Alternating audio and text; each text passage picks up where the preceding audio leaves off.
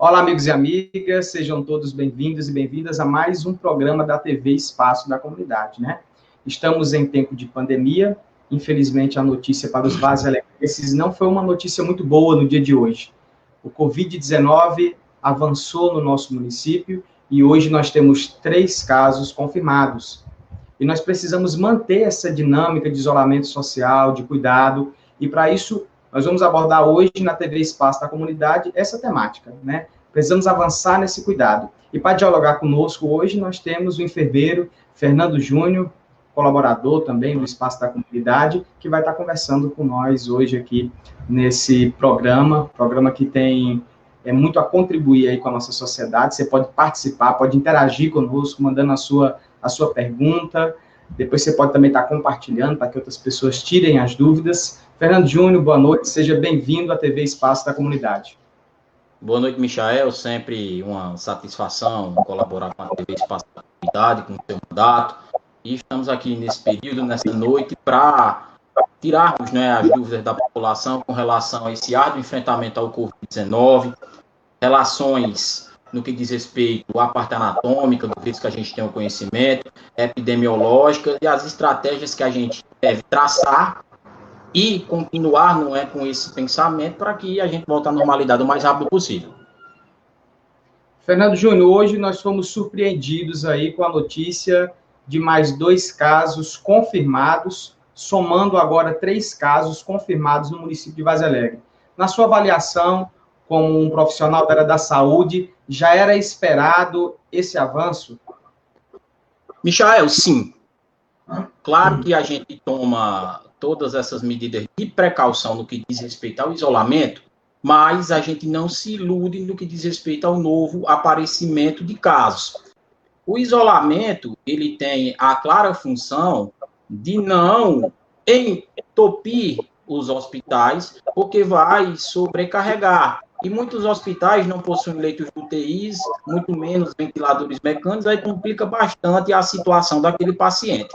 A finalidade é só fazer com que essa curva ela cresça de uma maneira mais lenta. Então, a gente tinha um caso, hoje, infelizmente, diagnosticado mais 2, mas certamente, digo isso sem medo de errar, existem mais casos aqui em Varzea Alegre. Eles só não são confirmados por conta, infelizmente, da carência de testes, que ainda estão em estudos, que ainda não estão sendo distribuídos da maneira que esperávamos. Por exemplo, tem o teste PCR, que ele diagnostica em 24 horas, mas por conta da alta demanda, o diagnóstico está demorando 8, o diagnóstico está demorando 10 dias, é aquele teste, né, padrão ouro, ao qual a gente pega um swab e coleta secreções lá da naso-orofaringe, garganta, nariz, falando popularmente, e buscamos ali o mapeamento genético do micro-organismo.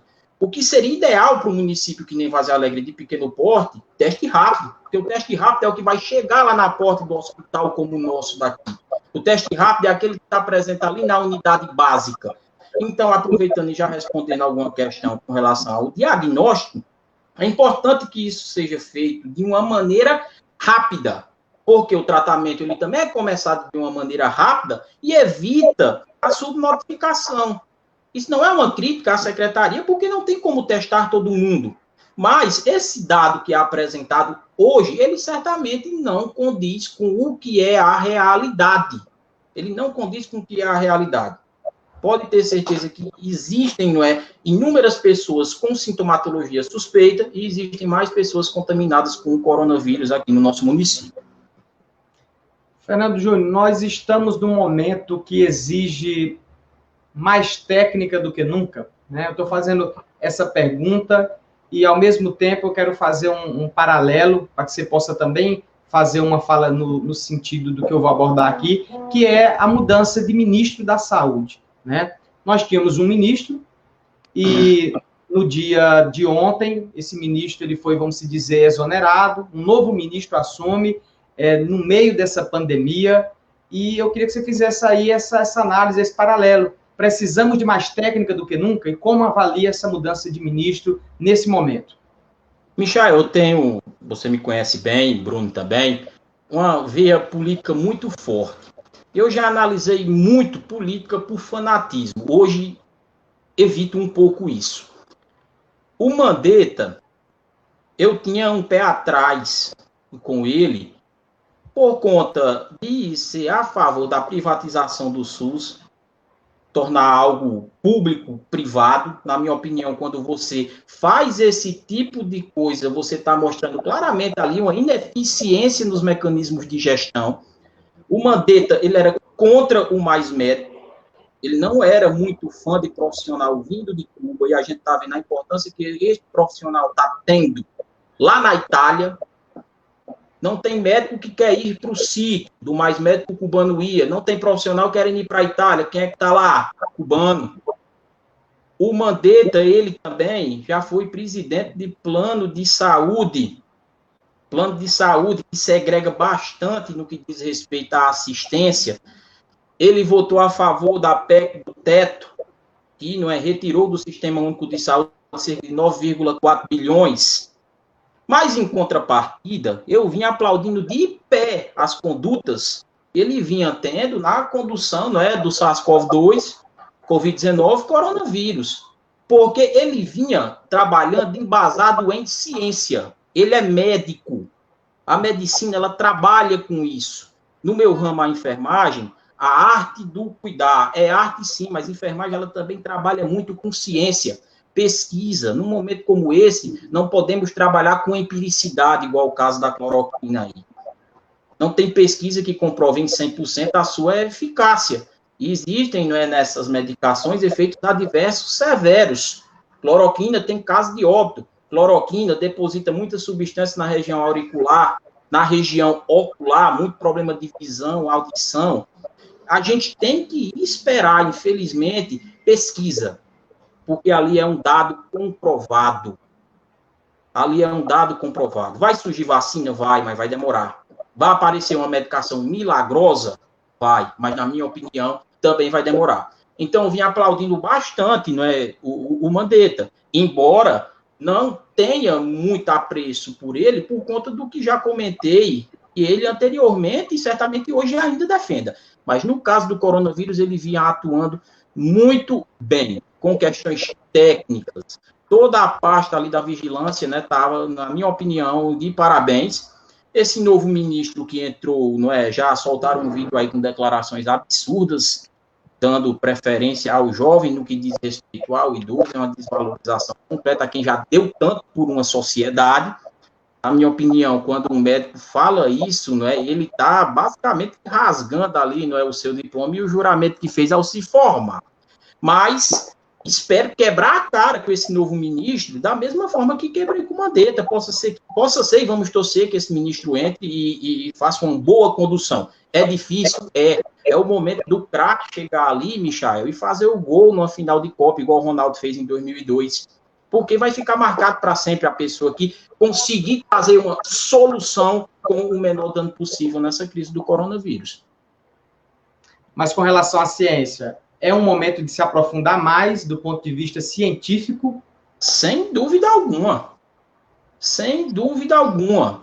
O dado empírico, Michael, é aquele que não tem comprovação científica. Então, não é um dado que tenha muita validade. A gente tem que se apegar em pesquisa, em dado atual. É uma crítica que faço, inclusive, a alguns colegas. Tem muito profissional de saúde que trabalha com livro, com informação datada da década de 70. Então, muita coisa mudou de lá para cá. Aí aparece um coronavírus desse, não existe uma capacitação nas equipes de saúde, então como que o profissional vai saber lidar com o caso se ele não se atualizou, se ele não se capacitou?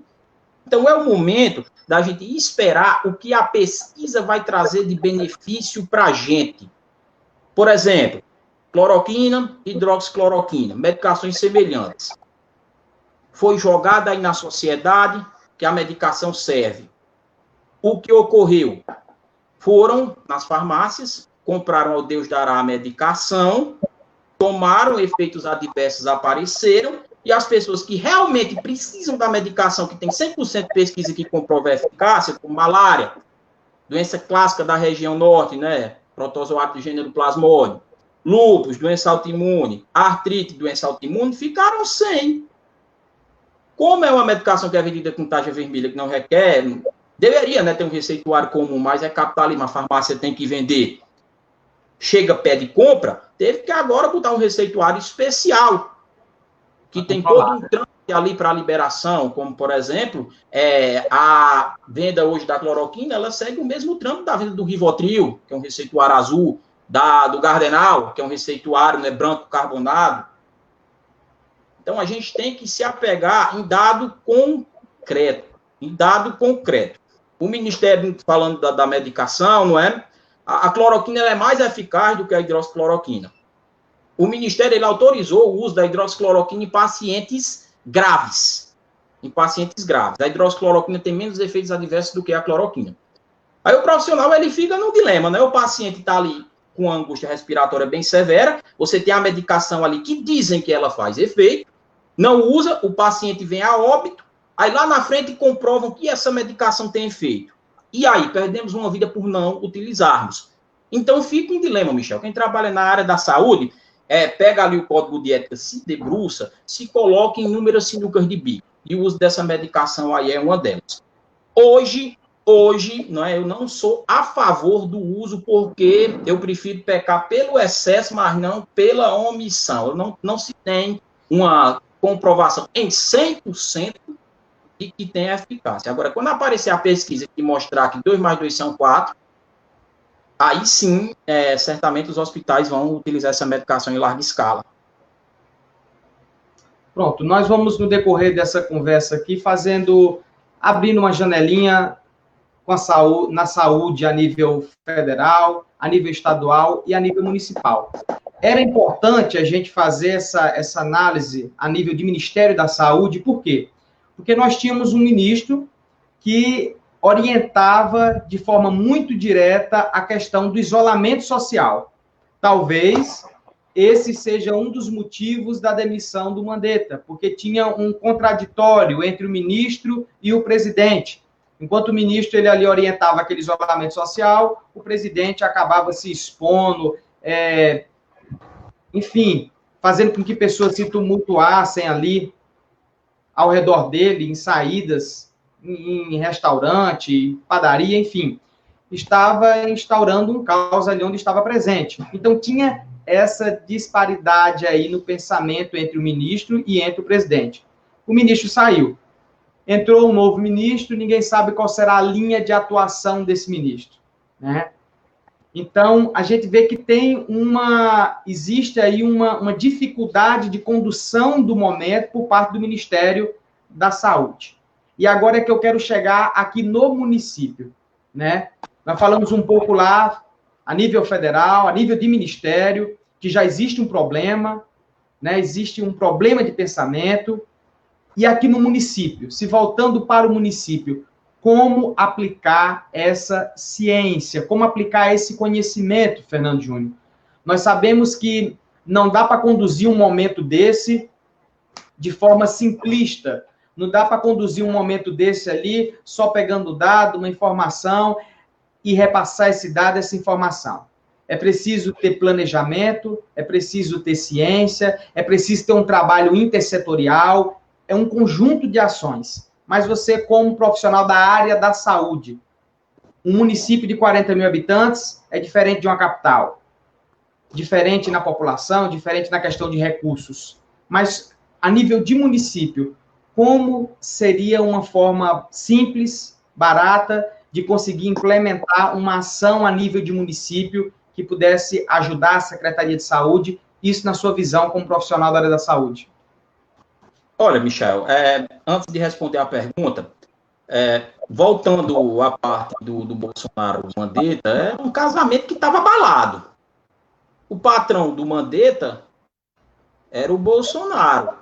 E o Mandetta estava fugindo um pouco da cartilha que o Bolsonaro queria. Vivemos numa sociedade extremamente hierárquica. Agora, não é? O mundo inteiro está errado. E na visão do Bolsonaro, apenas ele está certo. O seu ministro, com toda uma equipe, fazendo uma excelente condução de caso,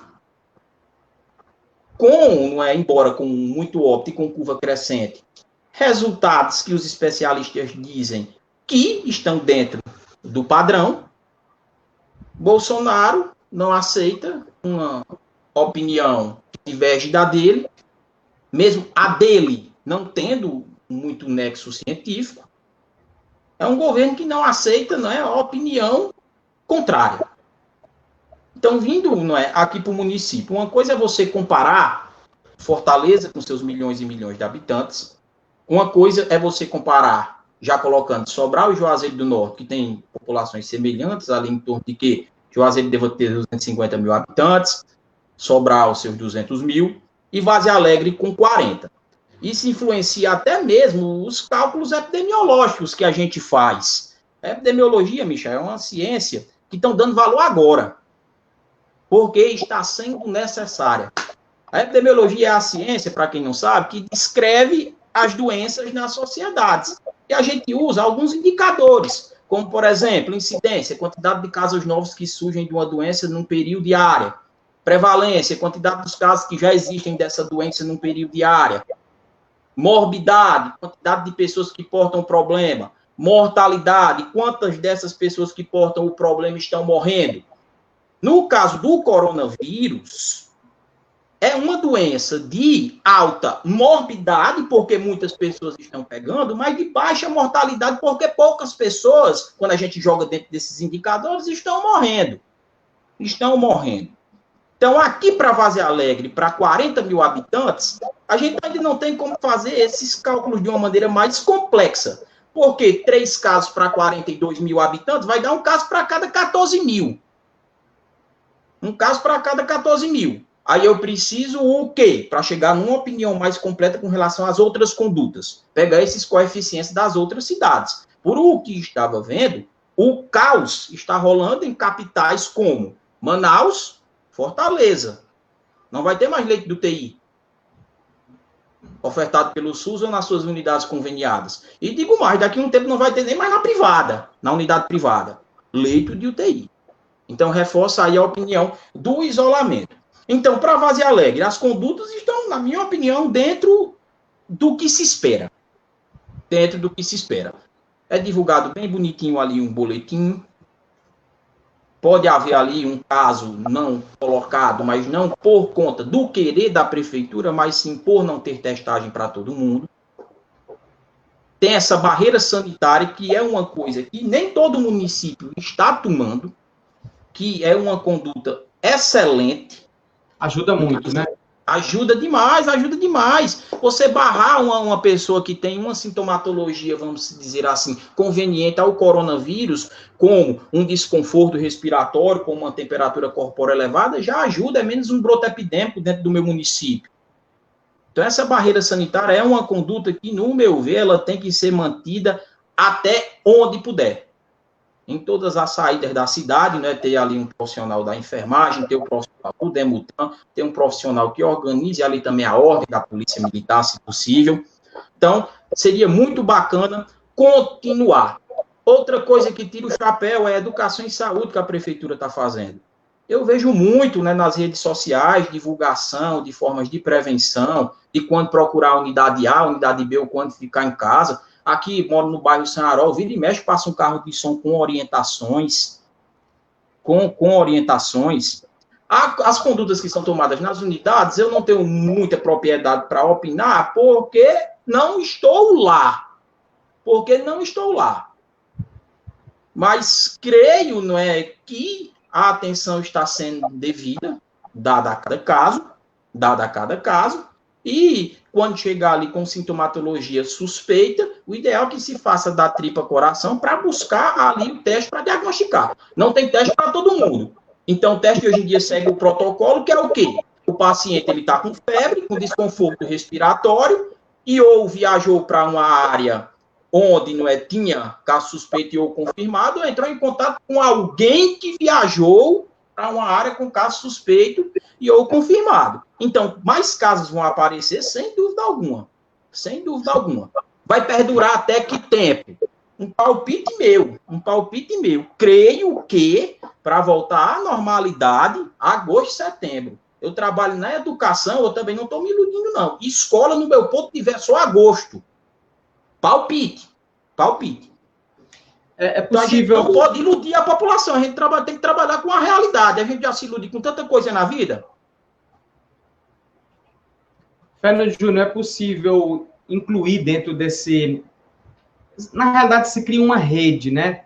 Uma rede de informação, uma rede de troca de experiências. A nível de município, é possível incluir os organismos de controle social dentro dessa rede de informação? Teria como fazer essa ligação mais efetiva, associações, escolas, ampliar mais nesse sentido?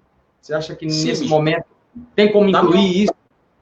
Na minha opinião, sim. Quando a gente deixa de incluir a sociedade civil numa situação de calamidade pública como essa, a gente está rasgando o artigo 8.142, né, da Constituição Federal da República do Brasil, que fala exatamente do controle social, controle feito pela sociedade, que é a participação da população na gestão do SUS, que ocorre pelas conferências a cada 4 anos e pelas reuniões que são, realizadas no Conselho Nacional, Estadual e Municipal de Saúde.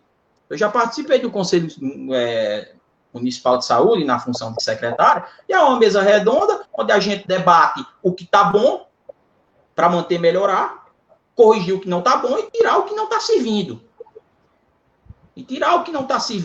Né? É paritário o Conselho de Saúde, deliberativo, permanente, dali saem papéis que são leis, né, à disposição 50% de usuários, 50% de pessoas voltadas à saúde, 25% assistencialistas e 25% gestores. Então, a sociedade ela tem que participar. Agora, fica ruim de colocar isso em prática exatamente por conta da orientação do isolamento. Porque um coronavírus como esse, Michael, na minha opinião, era pauta de fazer conferência. Porque a conferência é para acontecer a cada 4 anos, mas numa condição excepcional como essa, que é a maior crise, né, em saúde pública, não é, que já vivemos, na minha opinião, o presidente ele pode perfeitamente convocar uma conferência a caráter extraordinário, mas não tem como. Então, videoconferências, por que não colocar um representante do Demutran, colocar um representante da Câmara de Vereadores, um representante da Sociedade de São Vicente de Paula, um professor, porque são óticas diferentes. Isso pode acontecer perfeitamente numa videoconferência. Nas videoconferências que a gente vê, ou está Camilo Santana com um bocado de governador, ou está o prefeito aqui com uma porrada de vereador, e a discussão, ela fica interna ali, só com pessoas, não é, entre aspas, de alto calão. E não ouvem o que a sociedade tem a dizer ali da situação. Às vezes, a pessoa ali da sociedade, ela tem uma opinião que um enfermeiro não pensou naquilo ali, e ajuda, e vai somando. Até porque o poder público, ele não consegue absorver tudo sozinho, né? E quando você começa a trabalhar em rede, você tem ali a área da educação, ela começa a contribuir e ter um trânsito maior dentro da área da educação, das associações comunitárias e assim por diante.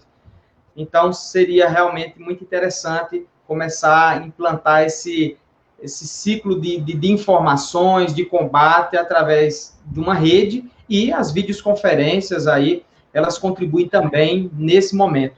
Eu acho muito pobre, Michael, só para complementar essa parte da participação da população nas gestões de saúde. Quando eu estou dando aula de Sistema Único de Saúde nos cursos técnicos e outras instituições da vida, quando eu pergunto se alguém conhece o Conselho Municipal de Saúde, uma sala com 40, 1 ou 2 diz que sim.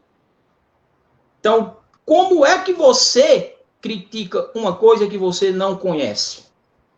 Um ateu, certamente, ele leu a Bíblia para criticar. Então, quando uma pessoa critica o SUS, eu espero que ela conheça o sistema para defender o ponto de vista do porquê daquela crítica. O Conselho tem uma reunião todo mês, fundamental, inclusive, para entrar o dinheiro, né, ali do Fundo Municipal de Saúde.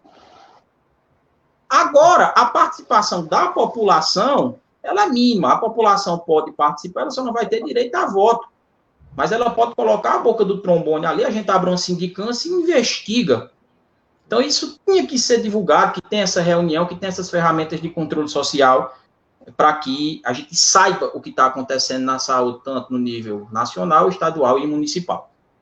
Eu costumo dizer que são conselhos nulos, né? Conselhos que passam a ser anulados por não fazer o controle social. Porque o conselho é realmente para poder fazer toda essa, vamos dizer, a fiscalização. Né? É os olhos da população ali fiscalizando, propondo, mas a partir do momento que o conselho ele não cumpre esse papel, ele passa a ser um conselho nulo.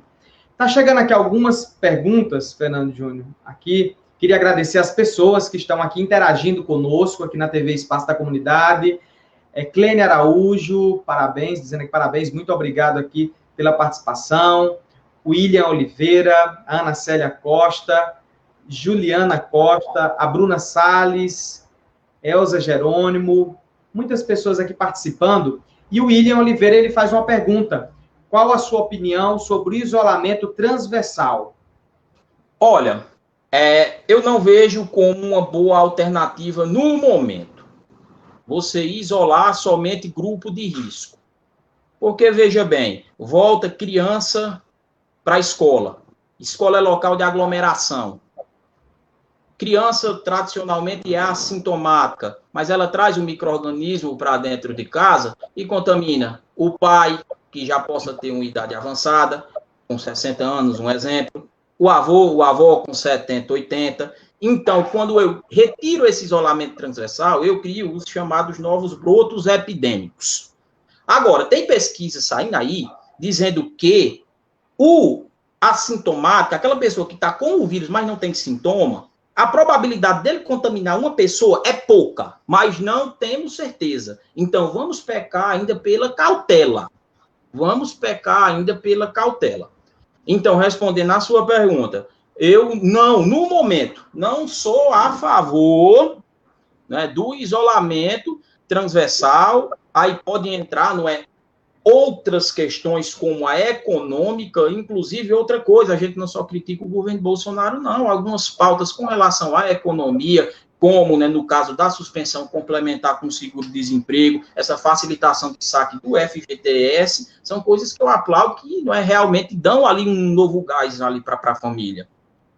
Se bem que esse FGTS dizem que é emergencial, mas para sacar lá em dezembro, não é emergencial. Na minha opinião, deveria colocar esse saque um pouquinho mais para frente. Mas, respondendo a sua pergunta em cima do que embasei, no momento eu não sou a favor do isolamento transversal. Possa ser que você me faça essa pergunta daqui a um mês e eu mudar a minha opinião.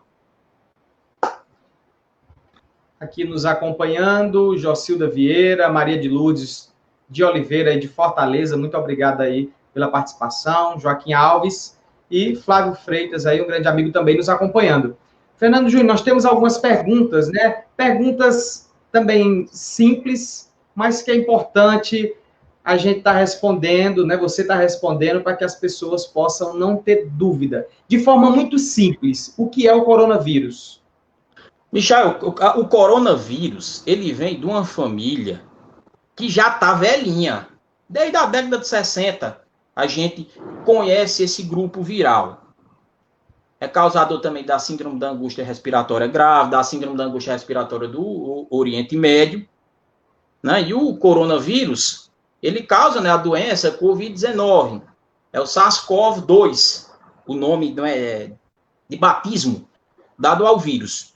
Então, a gente teve, né, lá em Wuhan, na China, em dezembro, uma boa descrição de casos e o primeiro óbito ocorrendo no mês subsequente, em janeiro de 2019. Então, o Brasil ele teve uma vantagem com relação a outras nações, porque ele pôde, inclusive, observar o comportamento que outros países estavam tomando. Alguns certos, no caso da China, e outros totalmente errados, como na Itália, por exemplo. Inclusive, o prefeito de Milão se arrependeu profundamente de não ter colocado no isolamento mais cedo. Por incrível que pareça, Donald Trump está se tocando, só quem não se toca é o dito cujo. Inclusive, os Estados Unidos também acabou bobeando um pouquinho e, em certo momento, subestimando a questão do isolamento social, né? Sim, sem dúvida, mas se tocaram antes tarde do que nunca. Fernando Júnior, com relação aos sintomas, quando deve acender aquela luzinha do alerta ali, né? Qual é o primeiro sintoma? Assim, os sintomas, eles são clássicos também de outras doenças. Então, a gente sempre precisa buscar um diferencial, que é aquilo que vai clarear a mente mais para uma doença e excluir em outra. Por exemplo, tuberculose e pneumonia, a sintomatologia é muito semelhante, então eu não posso fechar um diagnóstico clínico, só com sinais e sintomas. Eu preciso de um exame laboratorial para me mostrar que é tuberculose e não é pneumonia, para assim fazer o tratamento correto. Então, essas doenças respiratórias, elas têm sintomatologias muito semelhantes. Então, a orientação é o quê? Os sintomas clássicos são febre, tosse e cansaço. Agora, quando procurar uma unidade mais avançada de saúde, com isso você fica em casa. A unidade mais avançada de saúde, você vai procurar quando tiver uma febre alta e uma angústia respiratória bem severa, naquele cansaço que você procurar no ambiente e não consegue puxar para teu organismo. Porque tu vai lá no hospital com uma sintomatologia leve, você vai acumular gente ali no serviço que não reflete uma urgência e emergência. Hospital, tradicionalmente, Michel, já é para atender só urgência e emergência, e numa época como essa, é para a gente fortalecer isso mais do que tudo. Mais do que tudo, porque o cara está ali assintomático em casa, ou está com uma sintomatologia leve, mesmo contaminado, vai para o hospital, ele leva um micro-organismo. Era 1, virou 5, era 5, virou 25, era 25, virou 500, sei lá. Então, a sintomatologia é essa. Agora, outras coisas aparecem. Pode surgir diarreia, pode surgir dor de garganta, pode surgir coriza. Mas os 3 sintomas clássicos são tosse, febre e cansaço. Aumentou a temperatura a um nível, vamos lá, 39.040, surgiu um cansaço de subir uma escada, ficar ofegante, arrumar uma casa, não é também ficar buscando ar. Aí você tem que buscar um serviço, né, mais complexo, porque a gente vai buscar uma alternativa ali na oxigenoterapia de resolver o teu problema. Então, a gente negligencia muito o coronavírus, mas o óbito pelo coronavírus é por uma coisa que a gente tem de graça, que é o ar. Né? Oxigênio a 21% na atmosfera. Então, quando a gente tem uma angústia respiratória grave, a gente precisa de um oxigênio em uma concentração maior, é necessária a intubação, colocar ali um ventilador mecânico que vai fazer os mecanismos de inspiração e expiração. Aí fica a pergunta, cadê o ventilador mecânico? Cadê 120 mil reais para comprar um ventilador mecânico para botar ali dentro da unidade? Então, por isso que a gente reforça a função mesmo de se ficar em casa. De se ficar em casa. Por quê? Não vai ter ventilador mecânico para todo mundo. Se a gente continuar desobedecendo às ordens, vai chegar um momento que aquilo que o novo ministro da Saúde entrou vai ser o que terá que ser feito, escolhendo quem vive e quem morre. Uma pessoa contaminada na casa, ela necessariamente contamina as demais pessoas? Uma pessoa contaminada significa que os demais vão automaticamente contaminados? Não necessariamente. Não necessariamente. Mas a probabilidade de haver contaminação, sim. Vou dar um exemplo aqui que foge um pouco do coronavírus. Quando tem alguém com tuberculose ou hanseníase dentro de um lar, a gente precisa fazer busca ativa. Examinar todos os outros moradores ali da casa, porque eles podem portar o micro-organismo. Agora, ter um micro-organismo no corpo não significa dizer que você está doente. Agora, quando a tua imunidade baixar, aquele micro-organismo vai pintar e bordar ali no teu corpo. Tudo depende da imunidade. Tudo depende também do negócio chamado de período de incubação, que é o intervalo ao qual você entrou em contato com o micro-organismo e os primeiros sinais e sintomas da doença apareceram. No coronavírus, isso varia de 1 a 14 dias, em média, 5.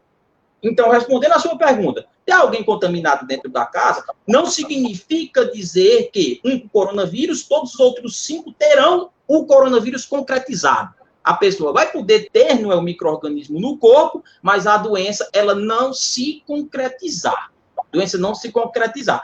Possa ser que eu, nesse exato momento, já tenha até memória para o coronavírus, porque eu peguei, fui assintomático, não tive sinais e sintomas e desenvolvi o que a gente chama de imunidade natural ativa. O que é isso? Por exemplo, catapora, você pegou uma vez, não pega mais. É a defesa do teu corpo aprender as características daquele micro-organismo. A vacina, ela também trabalha com isso. Mas é muito melhor você não pegar catapora porque se vacinou do que não pegar porque já teve uma vez. Isso pra gente é óbvio. A pessoa que ela é contaminada pelo coronavírus, uma vez ela sendo curada, ela está imune ou corre a chance de pegar novamente? Michael, eu já vi, não é... matérias, pesquisas que falam em reinfecção. Uma mulher em Tóquio, no Japão, e um homem em Turim, na Itália. Mas são casos raros. A lógica dessas doenças virais respiratórias é o desenvolvimento da imunidade ativa natural. Você pegou a doença, quando ela cessou, o teu corpo aprendeu as características daquele micro-organismo, quando ele tenta te atacar novamente, por já saber as características, a doença não tem segunda vez. Não tem segunda vez. Uma das formas de se baixar a pandemia e voltarmos à normalidade é exatamente o desenvolvimento de memória pela população. Tem muita gente que diz que tem que soltar o jovem na rua, porque soltando o jovem na rua, ele vai se contaminar, vai ser assintomático, vai criar memória e, com isso, né, futuramente a taxa de casos cai. Mas a gente não tem um isolamento? Boa parte da população não tem uma casinha ali para ficar, com sua internet, com sua Netflix, com seu celular bom? Então, vamos tentar ainda, e por isso, quando eu falo boa parte da população, é porque não são todos. A gente se preocupa muito com a parcela negligenciada da população aí, como, por exemplo, morador de rua.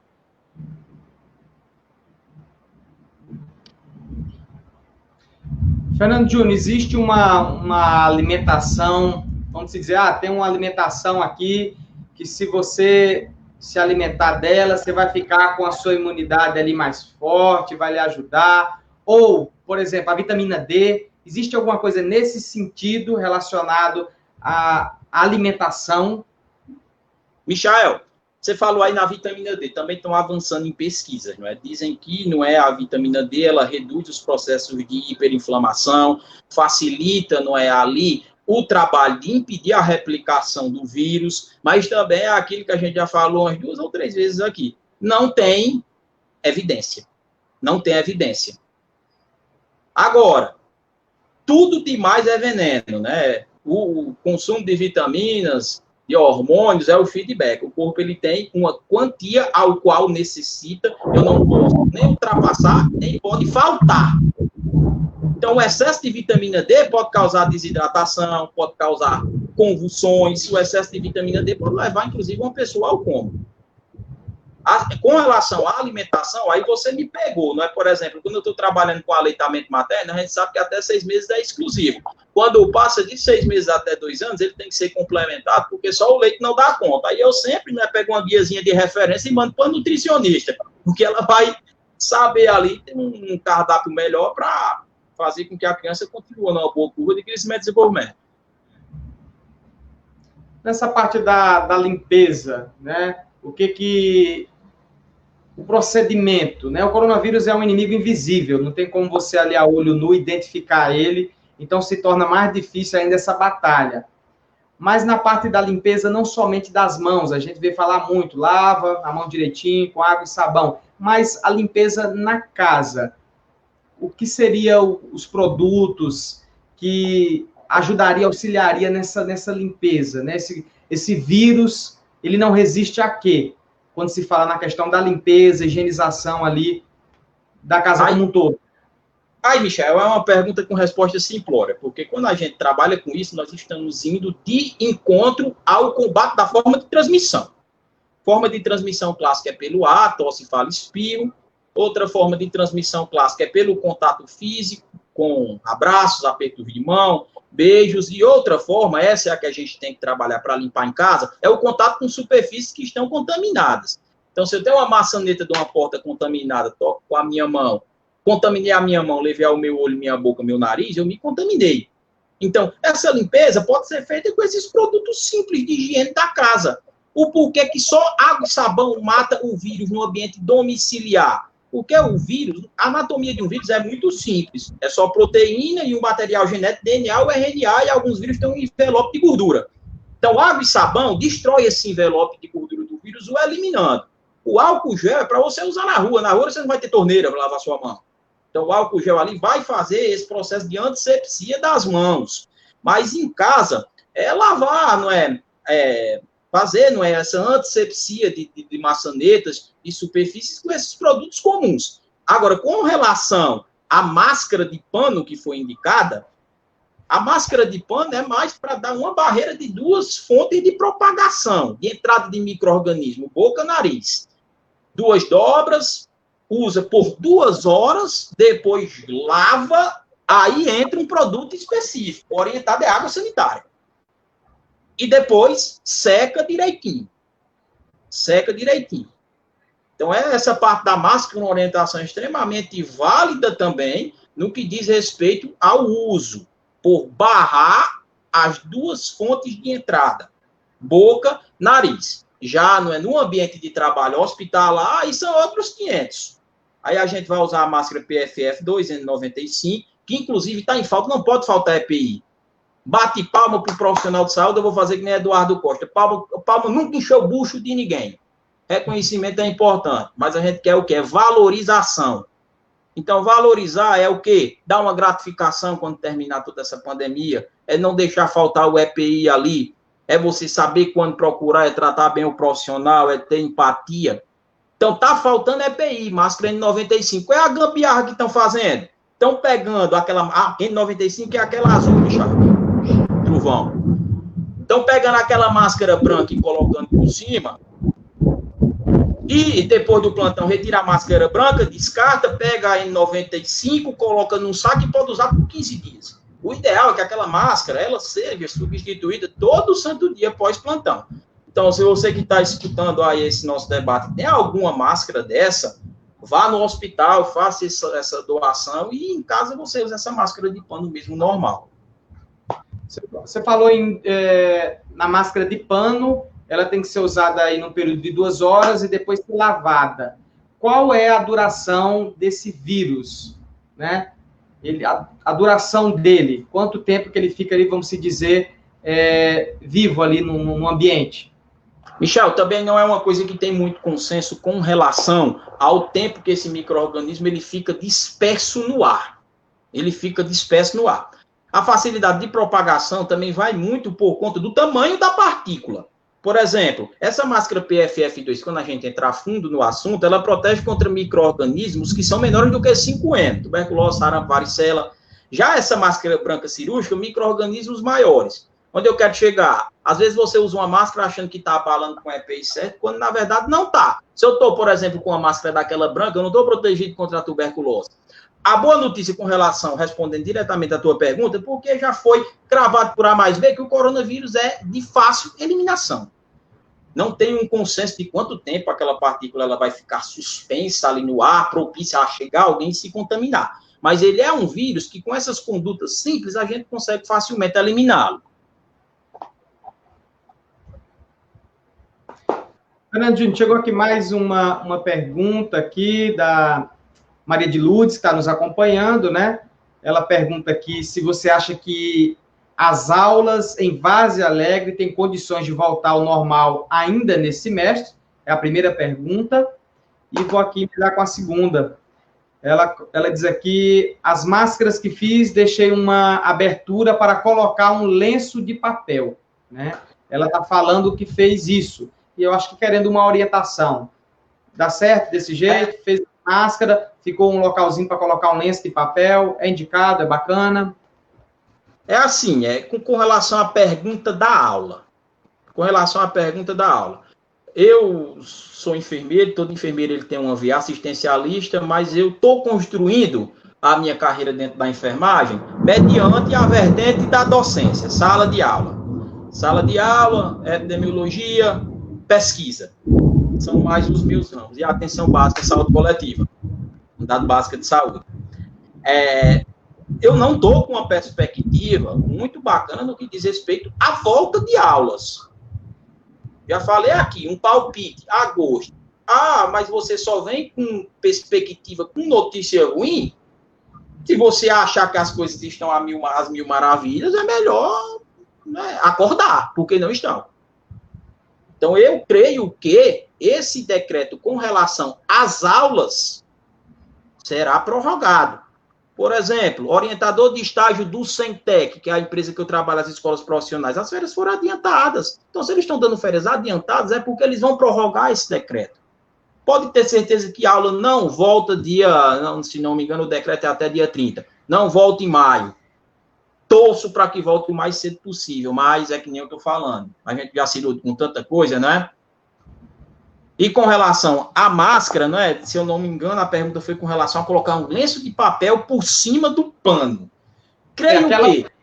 No caso, ela fez essa máscara e deixou uma abertura, um espaço para colocar um lenço de papel. Eu acho que seria tipo uma espécie de filtro, não sei, ajudaria. Sim.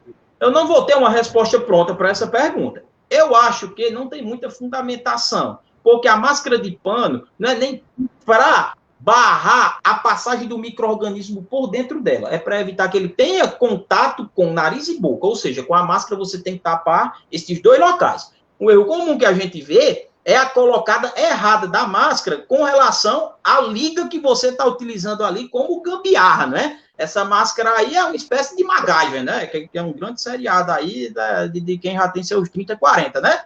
Aquela máscara ali foi o MacGyver que propôs. Não pode, não é? Dobrar.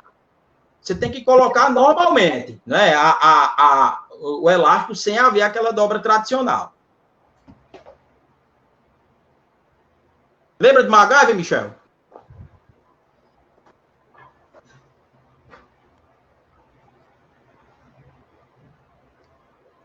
Oi, Fernando. Bora, pode continuar. Estou aqui na escuta. Porque eu estou acompanhando aqui também no celular e o áudio às vezes não chega junto aqui. Ok. Agradecer aqui, né, o pessoal que está acompanhando. Muito obrigado a todos que estão acompanhando aqui esse bate-papo na TV Espaço na Comunidade. Estamos aqui com o enfermeiro Fernando Júnior, professor que sempre está colaborando aí nessa construção aí da sociedade, ajudando a nossa sociedade aí no conhecimento, né? Adquirir mais conhecimento para poder se proteger. Ele que já contribuiu aí em alguns aulões aí, também no espaço da comunidade. Fernando Júnior, vamos aqui a mais uma pergunta, né? Crianças ou adultos, idosos, quem corre mais risco ao ser infectado por coronavírus, né?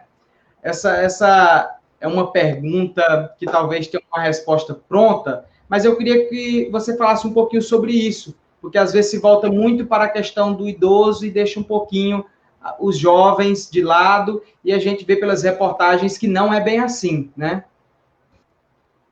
Olha, quando você compara a anatomia e a fisiologia de um organismo com 18 anos e de um organismo com 70, existem diferenças que são simples e clássicas de serem entendidas. O idoso ele já tem um sistema respiratório naturalmente debilitado, sistema imunológico naturalmente debilitado, vacinas que ele tomou na fase jovem já não têm tanta eficácia, risco maior, por exemplo, de engasgos e broncoaspiração. Então, para um idoso, o coronavírus ele pode evoluir para uma síndrome respiratória muito severa, ao qual o oxigênio da atmosfera não tem a capacidade de nutrir as células. Então, ele vai precisar de algum dispositivo da oxigenoterapia, que pode ir, por exemplo, de um catéter nasal, a uma máscara de Venturi, até ter que entubar e colocar um ventilador mecânico. O que faz esse ventilador mecânico? Ele imita o funcionamento de um pulmão. Hoje, né, a gente tem inúmeras máquinas que imitam o funcionamento de determinados órgãos. Incubadora, útero, né, diálise, rim, ventilador mecânico, pulmão. Então, o idoso, por conta de todo esse desgaste, ele tem sérias complicações. E também as comorbidades. Tem jovem hipertenso? Tem. Tem jovem diabético? Tem. Mas quando a gente trabalha com descrição de dados, é uma doença mais clássica da população adulta migrando ali para idosa e naturalmente idosa. Então, o idoso que pega coronavírus, para morrer por parada, por AVC, por infarto, é daqui para ali. É daqui para ali. Então, a gente vê a diabetes ali, se não me engano, como segunda em comorbidade. Também destaca-se as mortes oriundas de complicação do sistema renal, problemas hepáticos. Então, existem casos descritos de óbitos em crianças? Sim, mas quando a gente pega o coeficiente de mortalidade, onde a gente pega a quantidade de casos, divide pela população que eu estou estudando e multiplica por uma amostra, a taxa é baixíssima. Não é um dado irrelevante porque teve um óbito. Mas não vai dar, não vai chegar nem a 1%, por exemplo, de uma população. Então, a gente tem que priorizar todo mundo. todas as faixas etárias a gente tem que priorizar. Aí entra o princípio do SUS chamado equidade. Eu preciso dar mais a quem tem menos. Quem tem menos nesse momento é o idoso. Fernando Júnior, chegou aqui mais uma pergunta. Queria aqui também agradecer a Maria Ferreira, né? Boa noite, obrigado pelas informações. A Diana Souza, oi, boa noite. Se uma pessoa pegar o Covid-19, depois que fica bom, essa pessoa vai ficar com sequelas? Uma pergunta muito boa aqui da Diana. Ótima pergunta. Também não tem uma resposta pronta com relação a essa pergunta. Com relação a essa pergunta. Por o que estou lendo, não é artigo científico, vendo também telejornal, não vejo muito, não é, paciente com essa queixa de angústias respiratórias, de voltas recorrentes de temperaturas elevadas pós-cura. Agora, tem infecções virais, não necessariamente respiratórias, que a pessoa ela convive com determinadas sintomatologias da doença, mesmo pós-cura. Um exemplo é a chikungunya. Tem gente que se cura de chikungunya, teve há 2, 3, 10 anos, até hoje reclama de dor, não é musculo-articular. Músculo-articular. Isso é uma coisa, Diana, que a gente vai ter que descrever. A epidemiologia vai ter que descrever se estão, não é, aparecendo reinfecções, por isso que tem que testar. Inclusive, o defendido é não descartar o caso de coronavírus com o primeiro teste negativo. Então, a gente vai ter que descrever essas reinfecções e essas queixas do paciente pós-dada alta. Muito obrigado aí a Diana, né, pela pergunta. Para você que está nos acompanhando, muito obrigado pela sua participação. Compartilhe aí esse nosso programa para que alcance outras pessoas e possa ajudar outras pessoas a tirarem as suas dúvidas. Fernando Júnior, tem muita gente pagando para ver. Tem pessoas que acham que esse vírus é uma brincadeirinha, porque no Brasil nós ainda não chegamos na situação de outros países, de morrer centenas de pessoas por dia, de corpos serem abandonados nas ruas. Tem gente que acha que esse vírus é uma brincadeirinha, porque nós não chegamos nessa situação. E essa minha reflexão aqui, ela vai ao encontro de uma pergunta aqui da Maria de Lourdes. É verdade que o vírus não gosta de ambiente quente? É a pergunta dela, que eu venho aqui ilustrar com essa minha fala. Os casos do Brasil não estão alarmantes como em outros países? É porque nós ainda não chegamos no tempo mais crítico ou porque a nossa temperatura contribui para diminuir a proliferação? Olha, também não tem tanto consenso com relação ao clima. No Brasil, a gente não precisa esperar o caos bater na porta para tomar medida de controle. Medida de controle, quanto mais cedo tomar, melhor. Quando eu digo caos, é verificar o que aconteceu na Itália, pessoas enterradas em valas comuns, é verificar o que anda acontecendo no que diz respeito a não ter nem o direito de se despedir do seu ente querido, porque o velório ele é curto, o enterro é a coisa mais rápida possível, aí enterra o cara e às vezes nem é coronavírus. O indivíduo ele não teve nem a dignidade de ser velado ali por um período maior, ali junto da sua família, junto dos seus amigos, dos seus entes queridos. Então a gente não pode esperar que o caos ele tome de conta. Isso não significa dizer que a gente também tem que entrar em pânico.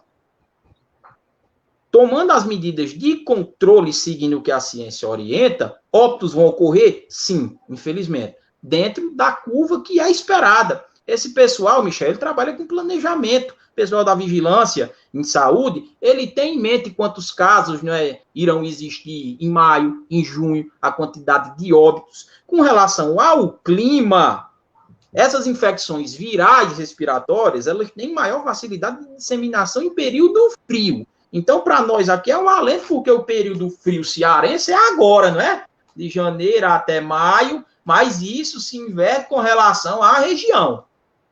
Isso se inverte com relação à região. Então, é uma preocupação também que tem que ser colocada em mesa, mas não tem também muito dado com relação ao clima favorecer a disseminação do coronavírus.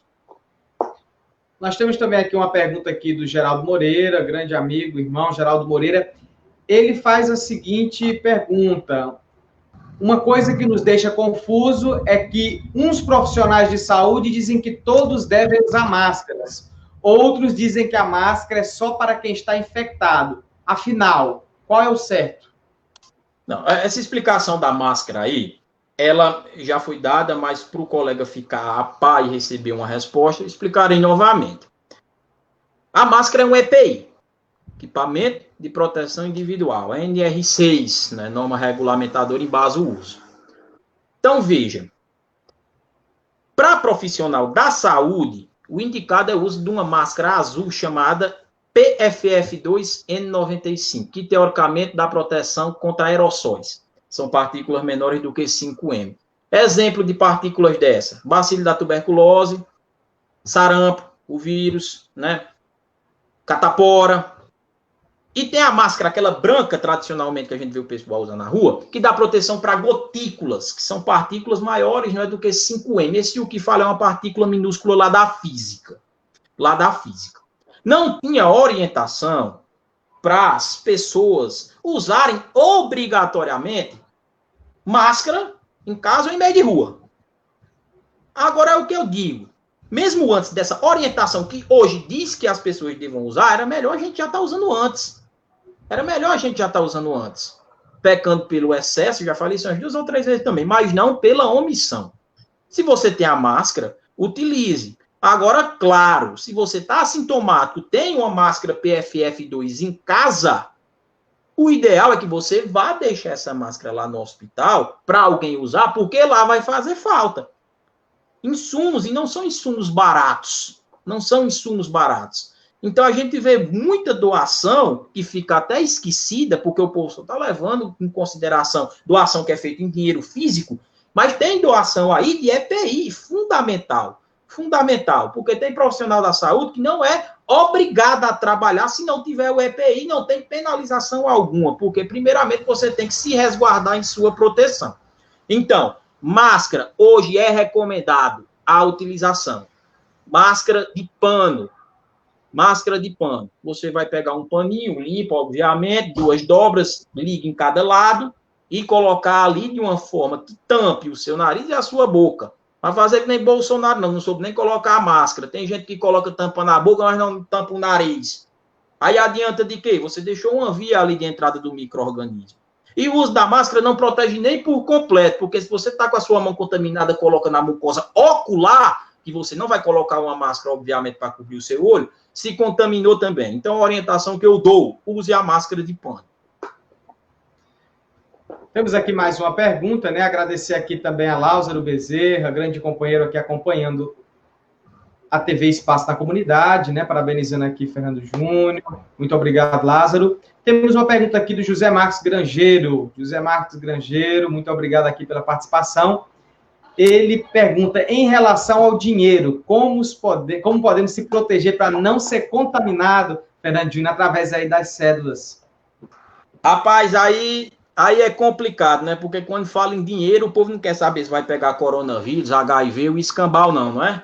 É só você chegar ali na Caixa Econômica e ver o tamanho daquela fila ali que, né, é complicado. A gente não negligencia a necessidade de quem está ali para pegar aquele dinheiro. Bola dentro, né, do governo, 600, 1.200, dá um desafogo danado para quem está precisando nesse momento.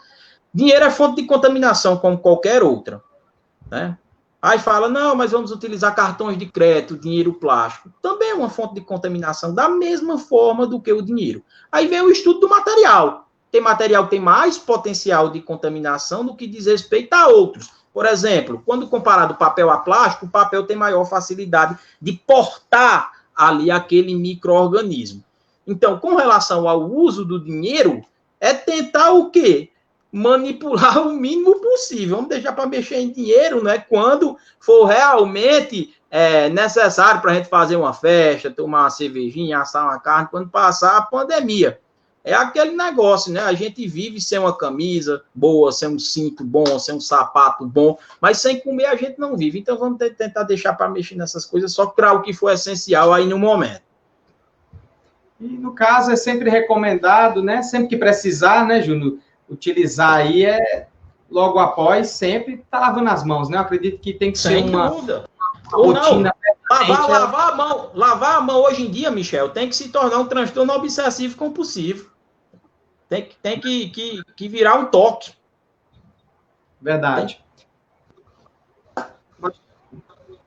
Nós estamos aqui com dezenas de pessoas nos acompanhando, né? Queria agradecer profundamente aí as pessoas que estão nos acompanhando. Carla Moraes, boa noite, Michael e Fernando. Roberta Souza, parabéns, Michael, adoro os seus trabalhos, muito obrigado, Carla. Eu estendo aí esses parabéns para toda a nossa equipe, são várias pessoas que contribuem aí com o nosso trabalho. Nos bastidores tem muita gente trabalhando para que essa informação chegue até você, desde Fernando Júnior, que está conversando aqui comigo, até Bruno, que está aqui nas técnicas. Muito obrigado a toda a nossa equipe de colaboradores. Temos aqui a Maria Alcione Costa Silva. Amigo, pergunta Fernando Júnior, quando uma criança tem um calendário todo completo de vacinação, gera uma proteção maior ao vírus? Inclusive, viu, Júnior, eu quero até fazer uma observação nessa pergunta aqui da Maria Alcione. Algumas pessoas também, alguns comentários, que no Brasil a proliferação não foi tão acelerada porque nós temos um calendário de vacina bacana, vamos dizer assim. Queria que você falasse sobre isso também. Olha, excelente pergunta. Veja bem, o SUS é um sistema excelente no papel, só que de ruim execução. Tem algumas coisas no SUS que são imitadas do mundo afora. O Programa Nacional de Imunizações, um exemplo. Pré-natal. Pré-natal as coisas saem rápido. Se for redondinho, ele é feito ali bacanamente pelo Sistema Único de Saúde. Com relação à imunização, a gente tem inúmeros calendários. Isso não vale somente para a criança. Eu tenho o calendário da criança, que começa ali, não é, com a BCG, evolui com 2 meses com penta, rotavírus, com a VOP, com a pneumocócica, 3 meses a meningo, 4 a rotavírus, assim sucessivamente até chegarmos lá nos 4 anos, com os últimos reforços de DTP e VOP, né, vacina oral da poliomielite. Tem o calendário do adolescente, tem o calendário, né, do adulto, tem o calendário da gestante, tem o calendário do idoso. Então, quando você toma vacina, você está fortalecendo o seu sistema imunológico. Inclusive, eu já falei aqui que uma das coisas que pode complicar para o idoso é a vacina ela perder a sua eficácia porque ela foi tomada há muito tempo atrás. Então, não deixe de tomar a vacina que está atrasada, não. Ah, mas eu não posso sair de casa. Para ir dar. For para doação, é que saia de casa e vá. Agora, seguindo todos os cuidados. Então, a pessoa que tem o calendário de vacinação todo em dia, ela tem uma proteção a mais. Porque o coronavírus, ele mata também por doenças oportunistas. São doenças que se aproveitam do estado de fragilidade do corpo para pintarem, bordarem e matarem o cidadão. Exemplo, HIV. Quem tem HIV não morre de HIV. Vai morrer do quê? De uma pneumonia, uma bactéria que acordou ali e causou algum dano. Vai morrer de toxoplasmose, né, um protozoário. Vai morrer por conta de complicações de uma hepatite. Então, se você tem esse calendário bonitinho, show de bola. Então, veja, não é você que tem aí o seu pai com certa idade, sua mãe com certa idade, esse calendário vacinal. Para idoso, a gente tem a vacina da influenza, importantíssima, que inclusive era um fator de preocupação, porque o idoso ele tinha que se deslocar, não é? A unidade de saúde quebrava ali o isolamento. Esse mecanismo de vacinar, por exemplo, dentro do carro também é uma bola dentro. Né? As equipes de saúde como um todo estão de parabéns. Então, a gente fortalece, né, essa parte da imunização. Tem gente que é contra, por incrível que pareça, a imunização. Basta você recordar que teve uma pandemia de quê? Varíola. Como foi que a varíola foi, não é, extinguida? Não existe mais varíola em canto nenhum do planeta Terra. Campanha de vacinação. É isso aí, agradecer, né, a Maria Alcione, minha grande amiga, muito obrigado pela sua participação, excelente pergunta. Adriana Ferreira, boa noite. Vou falar, Michael, já que eu toquei no assunto de gestante, eu esperava que fosse aparecer essa pergunta, mas não apareceu, mas vamos pecar novamente pelo excesso. Sai muitas essas perguntas, inclusive uma gestante veio no meu PV hoje perguntar isso. A gestante, ela passa para o filho? Não. Coronavírus não é de transmissão vertical, não é uma doença que é passada de mãe para filho. Pode amamentar? Pode. Não tem evidência de que o coronavírus, né, ele fique ali no leite materno e que o leite seja uma forma de transmissão vertical. Excelente observação. Continuando aqui agradecendo, Fernando Júnior, agradecendo... Meu amigo Pagão aí, marcando presença. Fábio Cavalcante, né? Boa noite, obrigado pela participação. Maria de Lourdes aqui parabenizando o espaço da comunidade, muito obrigado. Ivani Batista agradecendo pela iniciativa, muito obrigado. E temos aqui o Marcos Antônio. Depois que a pessoa pega o vírus e se cura, a pessoa pode pegar novamente o vírus? Fernando Júnior deu essa resposta, mas ele pode novamente aqui frisar com relação a isso, reincidência. É o seguinte, explicar novamente, arregar um pouquinho de anatomia, não faz mal a ninguém. Quando você pega determinadas doenças, o corpo adquire memória. O que é memória? Vamos supor, peguei o coronavírus. As minhas células de defesa aprenderam as características desse micro-organismo. Se ele tentar me atacar novamente, eu já tenho um exército pronto, para não deixar ele me causar dano. Isso a gente chama de imunidade ativa natural. Quando a gente tem uma estimulação, não é, da produção de anticorpos. Essas infecções respiratórias, elas costumam formar memória, mas tem 2 casos descritos de reinfecção, conforme dei na primeira resposta e falo novamente aqui para a galera boa do espaço da comunidade. Um no Japão, em Tóquio, uma mulher, e um homem, não é, em Turim, na Itália. Mas são 2 pessoas no universo de milhões. Então, pegou uma vez, criou memória, não pega mais. Né? Existem inúmeros mecanismos de memória no nosso corpo, não é? Inclusive, tem uma forma de tratamento, hoje, que tem por finalidade colocar como se fosse uma memória pronta. Vamos supor, peguei coronavírus, criei memória. Retiram o plasma do meu sangue e infundem numa outra pessoa e colocam ali o anticorpo pronto, a célula de defesa já tinindo para combater o micro-organismo naquela pessoa. Semelhante ao que acontece em picada de cobra. O soro para picada de cobra é retirado de um cavalo. Pega a cobra, propositalmente pica o cavalo produz anticorpo, retira uma amostra sanguínea e a prepara ali para formar um soro. Agora, esse soro, já que eu falei da picada de cobra, é só urgência e emergência. Os estudos com relação ao uso do plasma para tratar o coronavírus na função de memória também estão avançando. Fernando Júnior, em tempos de pandemia de coronavírus, tem muita fake news, e infelizmente acaba se misturando uma política ideológica que nada contribui, que só atrapalha nesse momento, atrapalha inclusive o serviço aí dos órgãos de fiscalização na área da saúde, enfim, muita fake news. E as pessoas sempre ligam ao coronavírus, sempre à China. Inclusive, hoje, eu ouvi um áudio que dizia que está chegando não sei quantas milhões de máscaras no Brasil, e essas máscaras estão todas contaminadas. Mas vamos lá. Uma encomenda que vem da China pode estar contaminada, pode trazer esse vírus? Assim, tem gente que acha que uma encomenda pode trazer o vírus de lá para cá. O vírus não vai sobreviver a esse translado. Às vezes nem a encomenda sobrevive. Viu o que aconteceu com os ventiladores que chegaram lá nos Estados Unidos, que eram para vir para o Brasil? Que Donald Trump passou a perna em Bolsonaro, que tanto idolatra. Então tem isso. Encomenda, não. Com relação a fake news, tem demais. Às vezes é bom, não é? A gente dar uma triagem, né, que nem diz nosso amigo Juraci, né, fazer uma triagem melhor nas informações, né, que a gente anda lendo, para não publicar uma informação que, ao invés de educar, vai desorientar. Com relação a ser um vírus chinês, né, eu me lembrei de um áudio do WhatsApp, né, que é um brasileiro esculhambando um chinês, dizendo que está tudo do jeito que está, porque o infeliz comeu uma porra de um morcego, né? Não é bem assim. Toda doença, Michael, ela tem ali a sua origem. E isso tem que ser investigado. Coronavírus foi o quê? Wuhan, na China. Epicentro.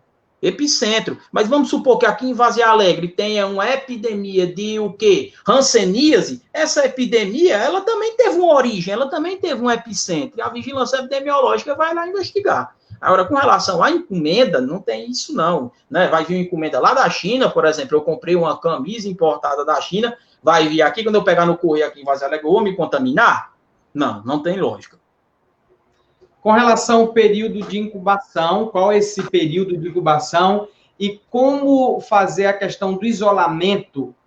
Uma família que mora, vamos dizer, uma casinha pequena, 2 cômodos, como fazer esse isolamento, Fernando Júnior? Porque é muito fácil uma família que mora numa mansão muito grande, pega ali um quarto, fica ali isolado tantos dias, é fácil. Mas para a família que mora na área periférica, uma casa pequena, como proceder com essa questão desse isolamento, no caso de suspeita, né? E qual o período de incubação? Com relação ao período de incubação é um intervalo ao qual eu entrei em contato com o micro-organismo e apareceram os primeiros sinais e sintomas. Tem doença que esse período de incubação é curto, vamos lá, coronavírus, 1 a 15 dias, em média 5. Raiva, 1 semana é o período de incubação, mas já tem doença que o período de incubação é longo, como, por exemplo, a hanseníase, 2 a 7 anos.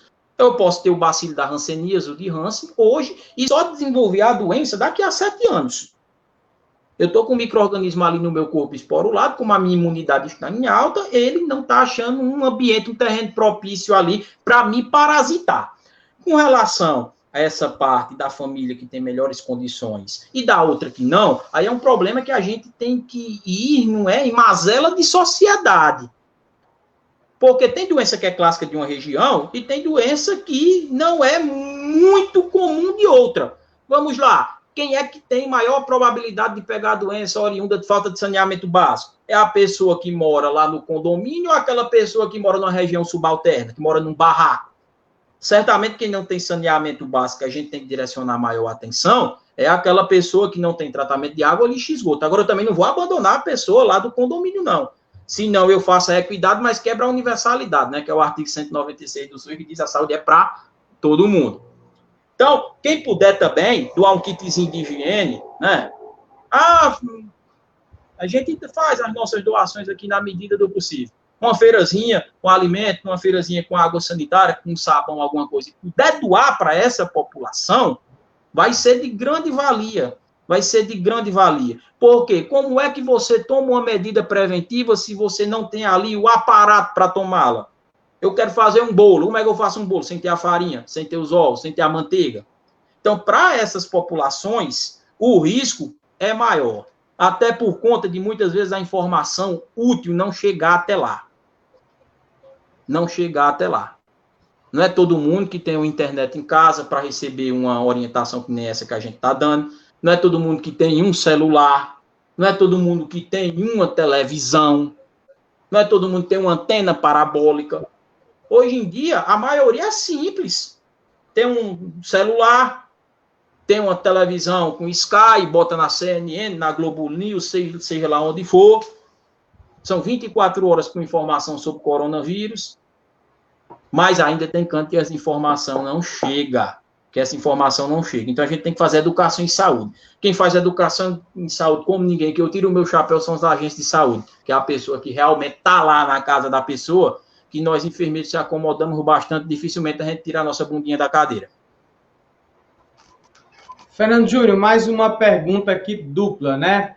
Existe um exame específico, por exemplo, a pessoa está lá, ela está com dúvida e quer fazer um exame, tem algum tipo de exame que essa pessoa pode fazer no laboratório para saber se está com Covid ou não? E a outra pergunta é o seguinte, tive Covid e não soube até quanto tempo o exame pode detectar que a pessoa teve o vírus? Pronto, ó. Como eu estava falando, o diagnóstico ele tem que ser rápido para começarmos o tratamento rápido e para darmos uma real situação ali epidemiológica do problema. Por não ter teste, eu não tenho para mim que esses dados que são liberados pela secretaria são reais. Não é culpa da secretaria, repito. É por não ter teste para a gente fazer um processo em massa. Teste rápido ajudaria bastante isso, porque são mais acessíveis. Agora, são menos confiáveis. Já o teste PCR, que é o padrão ouro para diagnosticar hoje, ele tem um resultado mais ali imediatista. Mas por conta da larga demanda, está demorando também. O teste é pegar um suavezinho, coloca lá no nariz fundo, na garganta, retira uma amostra e dá um mapeamento ali do vírus. Por exemplo, o vírus ou tem DNA ou tem RNA. O coronavírus é um retrovírus, ele é um vírus de RNA, não é? Retrovírus não é um vírus com calça-boca de sino, um blazer de ombreira e uma pochete dançando Beto Barbosa, não. É um vírus que tem o material genético que é RNA. Então, quando coleta essa amostra, faz um mapeamento ali e sabe se é um ou se não é. O teste rápido já vai avaliar as imunoglobulinas, que é IgG, que é um anticorpo de memória, e IgM, que é um anticorpo de infecção aguda. Então, quando você faz e dá IgM reagente e IgM não reagente, você tem memória para a doença. Agora, a casa cai é quando dá IgG não reagente, não tem memória, e dá IgM reagente, não tem memória e está com a infecção aguda ali no organismo. Aí a pergunta, você tem que ver se o laboratório tem o exame. O SUS, que é o SUS, não está tendo. Então, por isso que as testagens estão sendo feitas em pessoas suspeitas. Ou seja, para testar hoje, tem que ter febre, temperatura elevada, tem que ter uma angústia respiratória significativa e tem que ter viajado para uma área de risco nos últimos 14 dias ou ter entrado em contato com uma pessoa que veio dessa área de risco. Isso diferencia até o que é infecção local e o que é infecção comunitária. Tá bom? E qual foi a outra pergunta da companheira? Eu acho que eu respondi só uma. Foi uma com relação à questão do exame e a outra com relação até quanto tempo o exame pode detectar que a pessoa teve o vírus. Teve o vírus. Assim, o ideal é você fazer... A pessoa teve, viu? A pessoa, por exemplo, a pessoa teve ali o Covid, a pessoa teve ali o Covid, contraiu esse vírus, mas se curou e fez o exame. Até quanto tempo esse exame para saber que teve? Olha, o ideal para fazer o exame é quando já aparecerem esses sintomas relatados. Porque se esses sintomas estão mostrando severidade, quer dizer que o vírus está em pico. Então, como é que o vírus age? Ele faz ali um processo de brotamento, entra na célula, se reproduz, a célula quebra, e ele vai parasitar outras células. Então, você tem que quebrar essa replicação. Então, para fazer o exame, no ideal, não é de alta sintomatologia, porque ele está fazendo muito isso que eu acabei de explicar. Agora, o vírus, ele não vai desaparecer por completo do organismo, ele vai ficar ali dormindo, esporulado.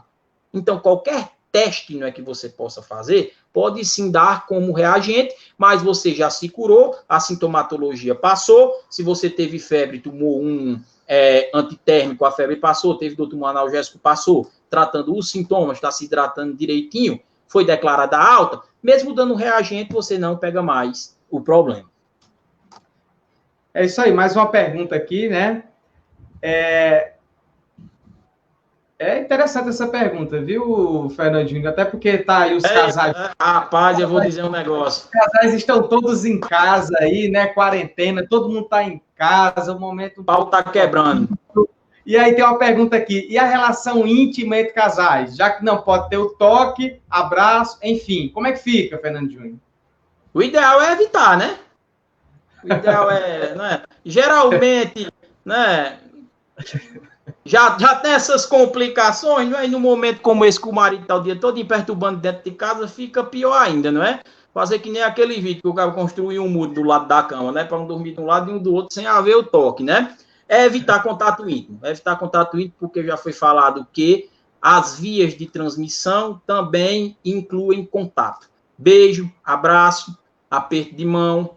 E por seu marido ser uma pessoa que tem contato íntimo com você, fica muito fácil, a transmissão de um para outro. Então, o orientado evitar. Evitar. Agora, claro, tem que analisar se tem caso suspeito ou não dentro daquele domicílio. Porque se não tem nenhum contaminado dentro daquele domicílio, o vírus não vai circular lá, a não ser que alguém vá para a sua casa e leve ele para dentro. Se tem 5 pessoas dentro de um lar, nenhuma está contaminada, o vírus não circula ali. O problema é o quê? Oi? Esse Fernando Júnior é covarde. Primeiro ele anula ali todas as possibilidades, mas nos últimos segundinhos ele abre aí uma janelazinha, uma possibilidade. Se não tiver casos, Fernando Júnior? Aí é outra conversa, Aí é outra conversa. Aí pode fazer o que bem entender. Aí é só alegria. Um abraço. Fernando Júnior, nós estamos chegando aqui no finalzinho do nosso programa. Eu queria, desde já, agradecer muito agradecer por a sua amizade, agradecer porque você é um amigo particular e parabenizar você, né? Quem sabe faz ao vivo. Você é um excelente profissional, um grande profissional. Eu fico muito feliz por ter a sua contribuição no nosso mandato, na TV Espaço da Comunidade. Muito obrigado mesmo, de todo o coração. E queria abrir aqui, esse momento aqui final, para você ficar à vontade, trazer mais alguma informação que achar necessário, enfim, fazer as suas considerações. Não, agradecer, Michel, aí o espaço. É sempre bom a gente trabalhar com essa ferramenta de educação e saúde. A população tem muita informação, mas não custa nada a gente, com a nossa ótica de uma pessoa que tem um pouquinho de conhecimento, relembrar. Tentar colocar na cabeça do povo, que por mais que tenha informação, parece que ainda não entendeu, que a situação é séria. E a situação é complicada, que requer isolamento. Só saia mesmo quando for, não é uma situação indispensável, né? Desde quando começou esse problema, creio que fui umas 2 vezes no centro, porque era uma situação, não é, indispensável. Então, é seguir o que mandam, não é, as autoridades sanitárias. Porque são elas que estão ali pesquisando, que estão na linha de frente. Respeitar, não é, os profissionais de saúde. Agora, respeitar, claro, bater palma é importante, porque é um reconhecimento do trabalho, mas é com valorização também financeira. Valorização financeira. Ter EPI para a gente poder prestar o nosso trabalho ali da maneira devida, né? Os detalhes de colegas de plantões terríveis dentro dos hospitais. Plantões terríveis. A pessoa terminar totalmente excruciada, física e mentalmente. Então, a população de Varzea Alegre, né, colaborar, que logo, logo passa, e festas de agosto vem e virão, festas de agosto, olha aí o pessimismo. São João vem, São João vai, Hipócrates vem, Hipócrates vai, aula a gente recupera, vamos ficar em casa no momento e seguir o que é orientado, e dúvidas a gente sempre está aí pelo espaço de Michael, agora virtualmente, para colaborar. É isso aí, o nosso agradecimento ao enfermeiro Fernando Júnior, colaborando conosco hoje na TV Espaço da Comunidade. Dizer para você que, se puder, fique em casa. Parabenizar a gestão pública municipal que vem trabalhando, vem fazendo a sua parte. Dizer que o Espaço da Comunidade está à disposição também do poder público para poder contribuir naquilo que for possível. Dizer para você que curta, compartilhe esse programa para que outras pessoas possam ter acesso a essa informação. E, se Deus quiser, na próxima sexta-feira, nós estaremos conversando com a psicóloga Magda Jaisla. Estará trazendo aí várias informações, dialogando com você, falando um pouquinho também desse aspecto psicológico. É preciso segurar as pontas, é preciso ter paciência, para que juntos nós possamos passar por esse momento de dificuldade, que com certeza vai passar. Muito obrigado pela sua participação, muito obrigado ao meu amigo Bruno Siebra aqui nos controles, e até o próximo programa da TV Espaço da Comunidade.